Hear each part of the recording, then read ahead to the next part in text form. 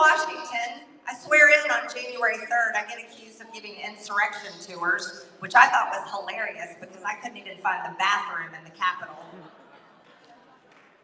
True story. Then January 6th happens, and next thing you know, I organized the whole thing along with Steve Bannon here. And I want to tell you something, if Steve Bannon and I had organized that, we would have won.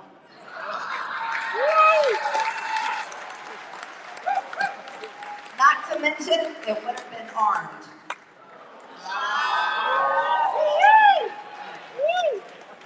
Yeah. See, that's the whole joke, isn't it? They say that whole thing was planned, and I'm like, are you kidding me? A bunch of conservatives, Second Amendment supporters went in the Capitol without guns, and they think that we organized that? I don't think so.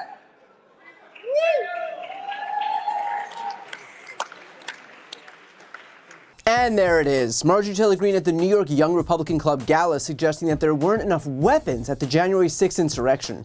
In case you were wondering whether the MAGA wing of the GOP had any remorse about its involvement that day, I think you just got your answer. Now, I should note, too, that while Republicans like Greene love to pretend that the insurrectionists that day weren't armed, in reality, they were, which was proven at the January 6th committee hearings. Yes, I believe we was on special events channel, and I was monitoring the traffic, and so I could hear some of the units pointing out to individuals that there were individuals along Constitution Avenue that were armed, that were up in the trees, and I can hear the units responding to those individuals.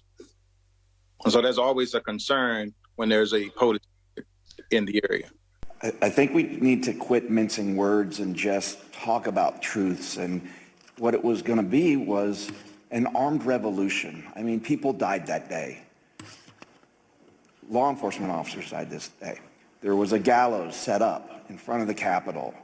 This could have been the spark that started a new civil war, and no one would have won there.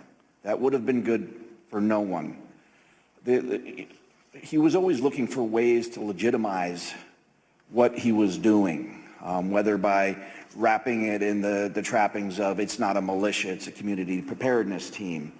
We're not a militia, we're an educational outreach group. It's a veteran support group. But again, we've got to stop with this dishonesty and the mincing of words and just call things for what they are. You know, he's a militia leader. He had these grand visions of being a paramilitary leader, and the Insurrection Act would have given him a path forward with that. You know, the fact that the president was communicating, whether directly or indirectly, messaging, you know, kind of that gave him the nod. And all I can do is thank the gods that things did not go any worse that day. What did the Oath Keepers see in President Trump? They saw a path forward that would have legitimacy. They saw opportunity, I think, in my opinion, to become a paramilitary force. So it's all well and good that Marjorie Taylor Greene is trying to perpetuate this narrative that there were no weapons as part of the right's broader effort to undermine the gravity of the events of that day. But I guess it shouldn't surprise us that the right is relying on lying when it comes to an event that was wholly predicated on using other lies. With that said, another lie that Marjorie Taylor Greene has been relying on is that she was in no way responsible for the events of January 6th, which is pretty ironic considering this is the video that she herself posted just before that day. Just finished with our meetings here at the White House this afternoon. We had a great planning session for our January 6th objection. We aren't going to let this election be stolen by Joe Biden and the Democrats. President Trump won by a landslide. Call your House reps, call your senators from your states. We've got to make sure they're on board, and we already have a lot of people engaged. Okay, stay tuned. So yeah, we wouldn't want to dare suggest that Marjorie Taylor Greene had anything to do with the events of January 6th. After all, who among us hasn't held a planning session for that day? All very normal, run-of-the-mill stuff.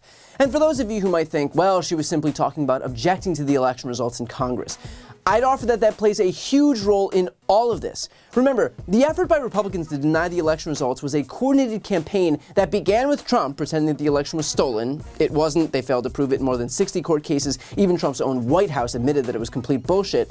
But the insurrection comprised of those who believed Trump anyway that the election was stolen. Those Republicans, like Marjorie Taylor Greene, who sought to object to the election results, were perpetuating those same lies that Trump was spreading. Again, not because they were true, they weren't, and those claims were swatted down dozens and dozens and dozens of times in court, even in front of Trump-appointed judges, but because the goal was the violence. The whole point of the mob was to be able to leverage it to pressure Pence into declaring Trump the winner. Trump literally tweeted exactly that. So I get that Marjorie Taylor Greene wants to pretend that she had nothing to do with it, but she was a central player in precisely the scheme that Trump relied on to make January 6th happen.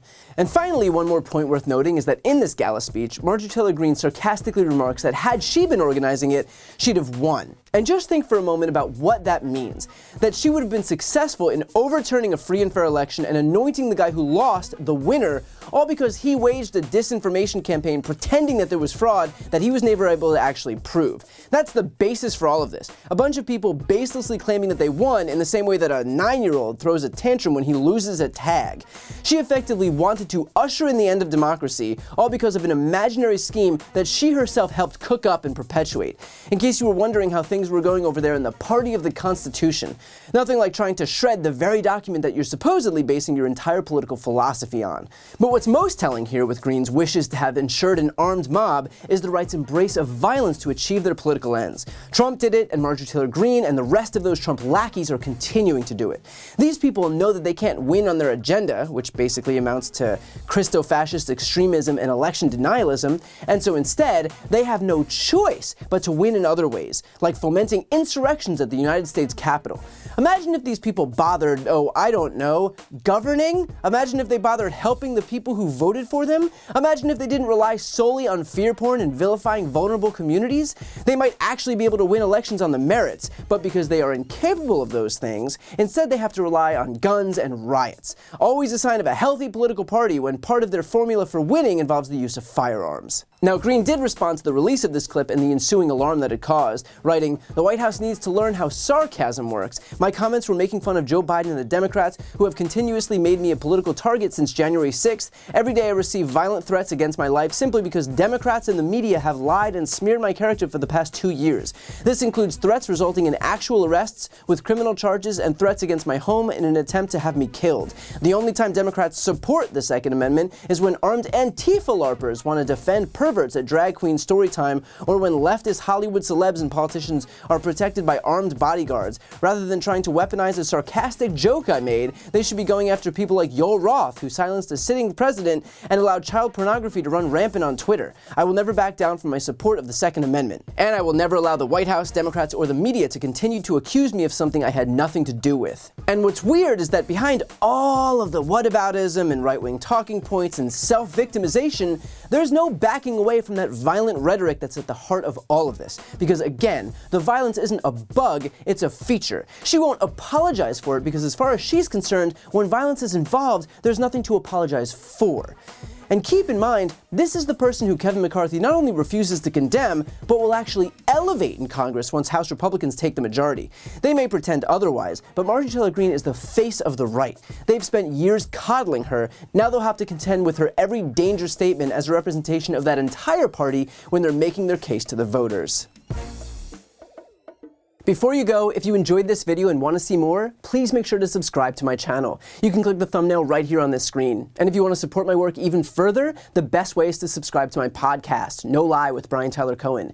There you can check out my interviews with major players in the world of politics, including President Biden, Vice President Kamala Harris, Pete Buttigieg, Elizabeth Warren, Katie Porter, Jamie Raskin, and so many more.